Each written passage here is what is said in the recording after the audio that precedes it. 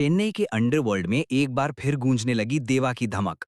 कभी मशहूर coolie union leader रह चुका ये शख्स अब अपने पुराने तेवर और नए जोश के साथ वापसी कर रहा है। सिर्फ बदला लेने के लिए नहीं, बल्कि छुपे सच को उजागर करने के लिए। ये कहानी है ताकत, राजनीति और खतरनाक गैंगस्टरों की दुनिया की, जहां हर मोड़ पर विश्वासघात छुपा है और हर चाल के पीछे कोई बड़ा मकसद। आज हम आपको दिखाने जा रहे हैं थलाइवा रजनीकांत के करिश्मे से भरी लोकेश कनगराज की high voltage action thriller coolie का रोमांचक सफर। तो चलिए शुरू करते हैं। और अगर आपको ये वीडियो अच्छा लगे तो लाइक और सब्सक्राइब जरूर करें, ताकि आपको ऐसे ही नए और ताज़ा कंटेंट मिलते रहें। कहानी की शुरुआत विशाखापट्टनम से होती है, जहां एक बड़े बंदरगाह पर इंपोर्ट एक्सपोर्ट का कारोबार चलता है। लेकिन इस बंदरगाह की चमक दमक के पीछे गैरकानूनी धंधे भी फल फूल रहे हैं। यहाँ लग्जरी घड़ियों का आयात निर्यात होता है, जो हीरे और सोने से भी ज्यादा कीमती होती हैं। और मजेदार बात यह कि वहाँ काम करने वाले कुलियों को इसकी भनक तक नहीं। इस पूरे ऑपरेशन का मालिक है साइमन, एक बेहद ताकतवर और अमीर व्यक्ति, जिसका दाहिना हाथ है दयाल। दयाल निर्दयी, खतरनाक और सनकी स्वभाव का है। उसे शक हो जाए कि कोई पुलिस का मुखबिर है, तो वो बिना झिझक उसकी जान ले लेता है। बंदरगाह के सभी कुली उसके डर से उसकी हर बात मानते हैं, क्योंकि उसकी अगली चाल का अंदाजा लगाना नामुमकिन है। फिर कहानी चेन्नई पहुंचती है, जहां हम मिलते हैं देवराज उर्फ देवा से। देवा का विशाल मेंशन कई लोगों के लिए घर है, लेकिन यहाँ छात्र कम किराए पर रह सकते हैं। शर्त यह है कि उन्हें सख्त नियमों का पालन करना होगा। 30 साल से देवा ने शराब को हाथ तक नहीं लगाया, और उसके मेंशन में शराब लाना सख्ती से मना है। कुछ ही दिनों बाद देवा को पता चलता है कि उसका जिगरी दोस्त राजशेखर अब नहीं रहा। वो अंतिम संस्कार में जाता है, जहां उसकी मुलाकात प्रीति से होती है, राजशेखर की बड़ी और समझदार बेटी। प्रीति उसे वहां से जाने के लिए कहकर अपमानित कर देती है। देवा को संदेह होता है, और वो राजशेखर की पोस्टमार्टम रिपोर्ट देखने पर पाता है कि ये प्राकृतिक मौत नहीं, बल्कि हत्या थी। सीने पर किए गए वार के कारण दिल का दौरा पड़ा।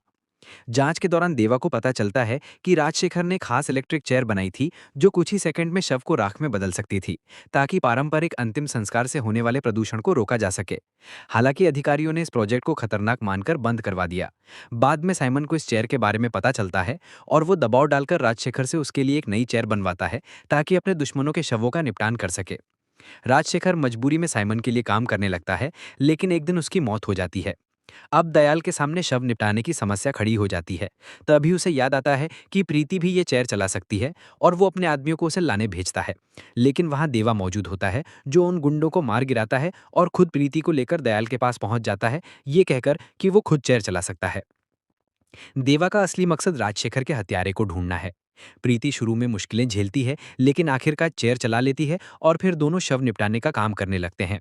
मगर देवा चाहता है कि प्रीति इस खतरनाक माहौल से निकल जाए, क्योंकि यही रास्ता उसके पिता की मौत की वजह बना था। यहाँ हमें यह भी पता चलता है कि देवा प्रीति का फूफा है, क्योंकि उसने राजशेखर की बहन से शादी की थी।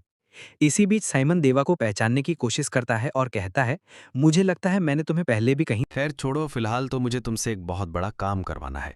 और यहाँ पर साइमन बताता है कि आज मैंने जिस इन्फॉर्मर को मारा है वो कोई और नहीं बल्कि मेरा सबसे खास आदमी दयाल है। दयाल जो कि उसके साथ 8 सालों से काम कर रहा था, लेकिन वही एक सबसे बड़ा इन्फॉर्मर निकला। मैंने उसे बहुत ही बेरहमी से मारा है, और अब मैं चाहता हूं कि तुम उसकी डेड बॉडी को डिस्पोज करो। लेकिन मैं ये नहीं चाहता कि तुम उसकी बॉडी को इलेक्ट्रिक चेयर पर डिस्पोज करो, बल्कि मैं ये चाहता हूं कि तुम उसकी बॉडी को दफनाओ, ताकि अगली बार उसकी जगह पर कोई आदमी आए तो वो दयाल की कब्र को देखकर हमेशा के लिए सतर्क रहे। तो यहाँ पर प्रीति और देवा जो हैं वो दयाल की डेड बॉडी को दफनाने के लिए जाते हैं। उन्होंने यहाँ दयाल की डेड बॉडी को दफना भी दिया था कि तभी दयाल जो है वो जमीन के अंदर से बाहर निकलता है, जिससे कि यहाँ पर मालूम चलता है कि दयाल जो है वो जिंदा है। जब ये सारी चीजें देवा ने देखी तो देवा ने तुरंत ही साइमन के पास कॉल लगाया। साइमन को बताया कि दयाल अभी तक जिंदा है। तो यहाँ पर साइमन ने देवा से कहा कि अगर तूने दयाल को तुरंत ही मार दिया तो मैं भी तेरे लिए बहुत कुछ करूंगा। जिसके बाद साइमन को ऐसा ही लगा था कि शायद देवा जो है वो दयाल को मार देगा, लेकिन दयाल तो वहां देवा के सामने भीख मांग रहा था अपनी जान की। दयाल कह रहा था कि वो एक पुलिस वाला है और उसके बाल बच्चे भी हैं, वो अनाथ हो जाएंगे, इसलिए मुझे छोड़ दो। और फिर प्रीति के कहने पर देवा ने उसे छोड़ दिया था। जिसके बाद देवा और प्रीति ने दयाल को एक ट्रेन में बैठा दिया ताकि वो यहाँ से कहीं दूर चला जाए। लेकिन दयाल कह रहा था कि अगर वो अकेला गया तो उसे कोई भी पकड़ लेगा, इसलिए मेरे साथ किसी को भेज दो। प्रीति कहती है कि मैं तुम्हारे साथ जाऊंगी, जिसके लिए देवा बिल्कुल भी नहीं मान रहा था। लेकिन प्रीति कहती है कि मुझे कुछ नहीं होगा। जिसके बाद हम देखते हैं कि देवा जो है वो साइमन के पास आ जाता है। साइमन को ऐसा लगा था कि शायद देवा ने दयाल को मार दिया है, और यहाँ पर साइमन देवा से कहता है कि मुझे तेरे बारे में सब कुछ मालूम है। मुझे बहुत अच्छे से मालूम है कि तू अपने दोस्त राजशेखर के कातिल के बारे में यहाँ पर पता करने के लिए आया है। तब साइमन यहाँ देवा को एक सीसीटीवी फुटेज बताता है, जिसमें हम देख पाते हैं कि दयाल जो है वो राजशेखर को एक जगह पर बहुत ही बुरी तरह से छाती पर मार रहा था। दयाल जब राजशेखर को मार रहा था, उससे पहले राजशेखर ने दयाल के कानों में कुछ कहा था, और ये सारी बात जो है वो देवा को जाननी है कि आखिरकार राजशेखर ने दयाल के कान में क्या कहा था। और दूसरी तरफ हम देखते हैं कि दयाल तो एक बहुत बड़ा छुपा रुस्तम निकला, क्योंकि दयाल ने प्रीति को बंधक बना लिया था।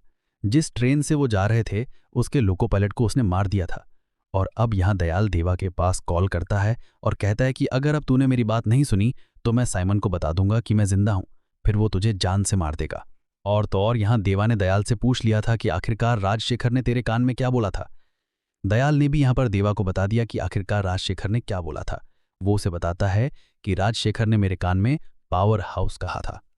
और ये सुनने के बाद तो हमारा हीरो जो है वो फ्लैशबैक में पहुंच जाता है और मालूम चलता है कि 30 साल पहले हमारा हीरो मतलब कि देवा जो है वो एक यूनियन लीडर रहा करता था। वो एक कुली था और उस समय भी वो लोगों के लिए लड़ता था, लेकिन शराब की बहुत गंदी लत होने की वजह से उसके काम भी बिगड़े।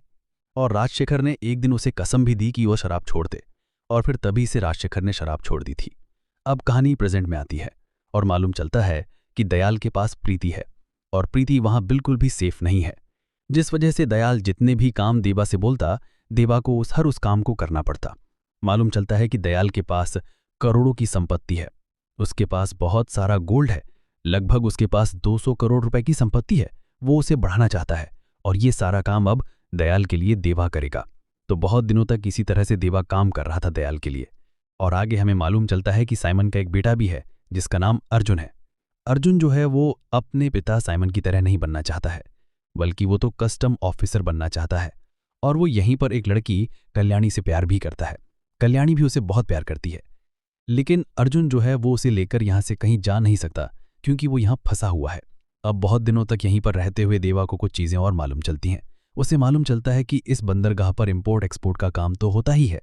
उसे ये भी मालूम है कि यहाँ पर बहुत सारी लग्जरी वॉचेस का भी इंपोर्ट एक्सपोर्ट का काम। उसे एक और बात के बारे में मालूम चलता है। देवा को मालूम चलता है कि यह बंदरगाह जो है वो हार्ट का एक बहुत बड़ा सप्लायर है। यहाँ से बहुत सारे हार्ट जो हैं वो एक्सपोर्ट किए जाते हैं, और वो हार्ट किसी और के नहीं बल्कि यहीं पर काम करने वाले कूलियों के होते हैं। और यह सारा काम जो है वो साइमन के निगरानी में ही चल रहा है। यह सारी चीज़ें जब देवा को मालूम चलीं तो वो बहुत ही बुरी तरह से हैरान था, क्योंकि उसने सोचा भी नहीं था कि इस बंदरगाह पर ऐसा भी कुछ हो सकता है। दूसरी तरफ दयाल जो है वो देवा को कठपुतलियों की तरह नचा रहा था। अब वो उसे आगे का काम देता है। वो उससे कहता है कि अब तुझे साइमन के बेटे अर्जुन को मारना होगा। लेकिन देवा बहुत अच्छे से जानता है कि अर्जुन एक ऐसा लड़का है जो कि इस बंदरगाह के सारे लोगों से एकदम अलग है। यहाँ के लीडर, यहाँ की गैंग में सबसे अनोखा लड़का जो है वो अर्जुन है, जो कि कुछ अलग करना चाहता है। इसलिए देवा उसे नहीं मारता है, बल्कि वो उसे उसकी प्रेमिका कल्याणी के साथ उसे रातों रात दूर भेज देता है। लेकिन अगले ही पल यहाँ देवा के पास दयाल का मैसेज आता है कि उसने बहुत बड़ी गलती की है अर्जुन को नहीं मारने की।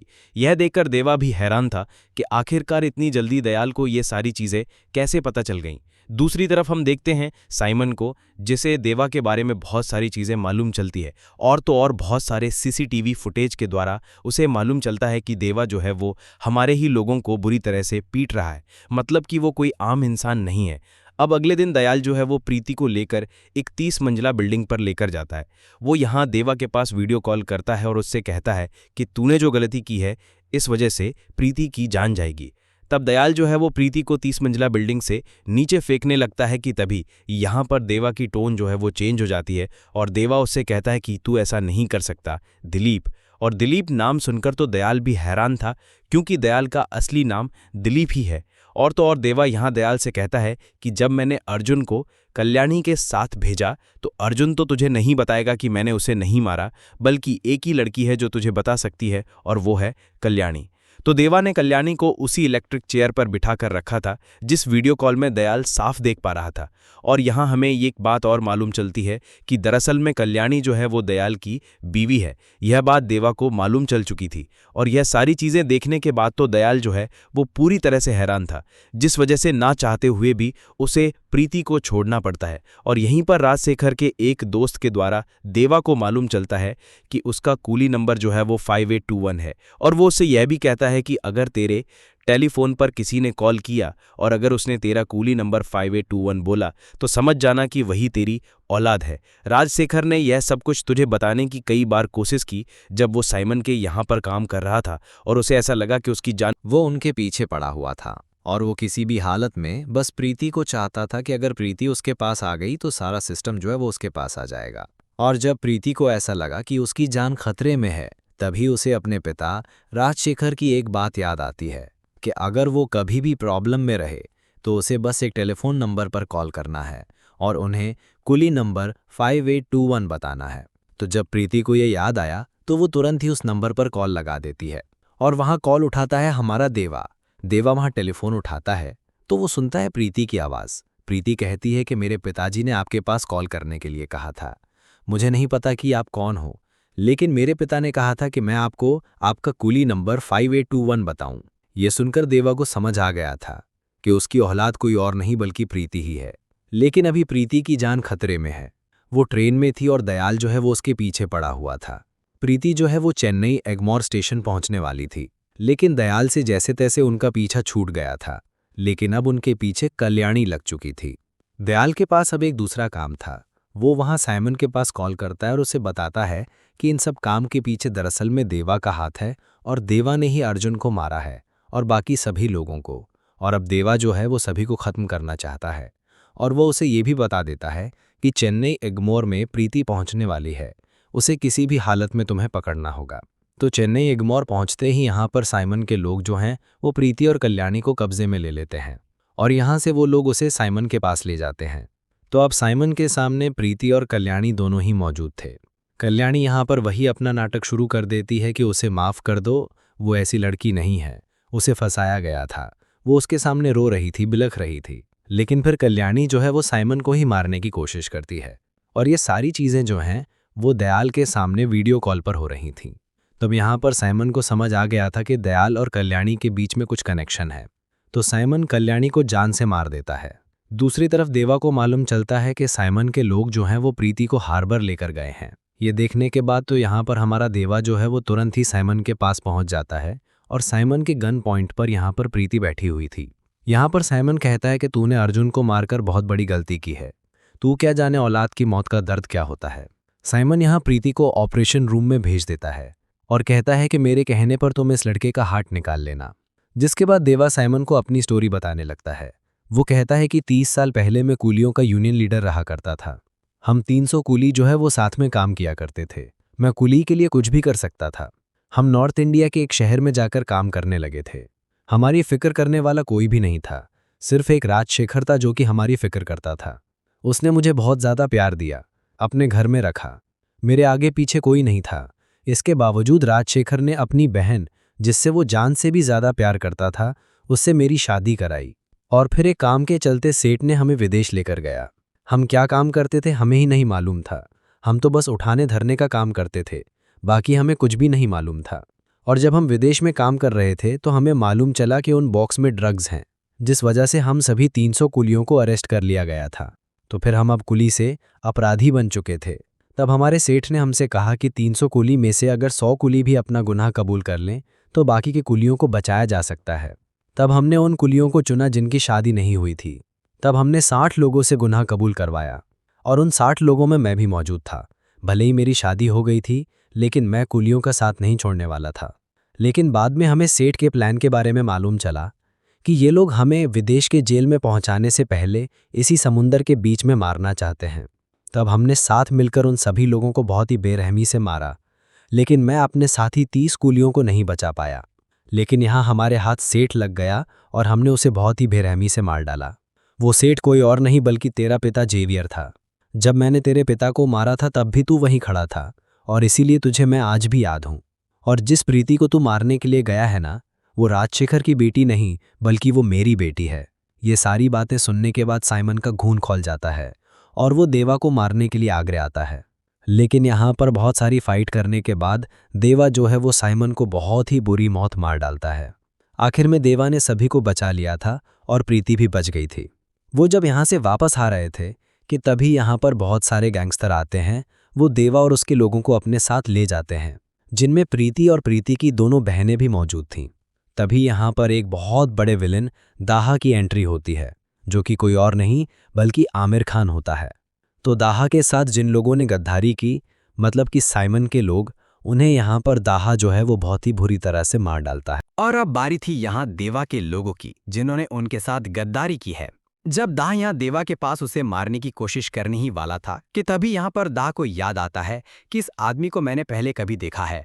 और उसे 30 साल पहले का एक सीन याद आता है जब कुली मतलब कि देवा ने जेवियर को मारा था, जो कि साइमन का पिता है। और वो सीन देखकर दाह जो है वो देवा का फैन बन गया था। वो तो उसे हीरो मानने लगा था।